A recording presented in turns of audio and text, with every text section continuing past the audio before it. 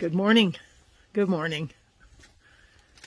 Often during the holidays, we have an opportunity to visit with family and friends.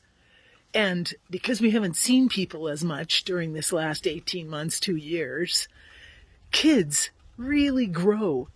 And it's evident how they're growing because you've got children who lost their baby fat. You've got teenagers who've grown to amazing heights. You've got deepening of voices. You've got children who are just thinking in new ways.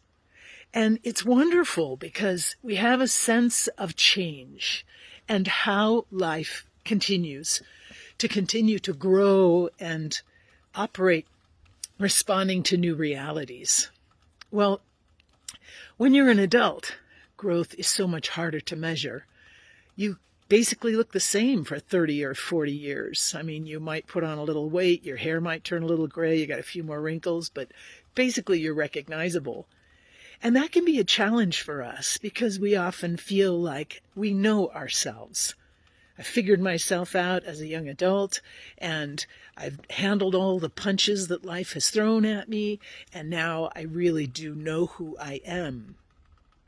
And yet Advent is a time for us to reflect more deeply. God, the divine, decides to embody a human person, to come and live within the body of a child, the body of an infant, the body of a man, to be 100% human and 100% divine, so that God can show to us that God does indeed understand the challenges of growth and of life here on earth.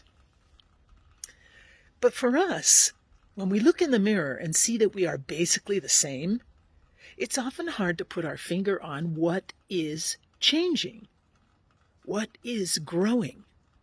And Advent is such a great time to pay attention to what is coming to birth inside of us. Not just random things like, oh, hey, that seems to be growing or that seems to be changing. I mean, if we were cultivating a garden, we would pay attention to what's growing there. We would be particular. We would weed out those things that are invasive and harmful, and we would put trellises up and fertilize the plant life and the blossoms and flowers that we want to cultivate. Why don't we do the same for ourselves in our interior world, in our lives within ourselves? Often we just allow to grow what grows. We're not particular. If we, in fact, are finding that our biases have grown and changed, or that we've become less forgiving, or that we've become more judgmental in the past year, how have we made attempts to change that, to snuff out behavior or growth or patterns that we don't want to exist for things that we want to cultivate what God is growing there within us?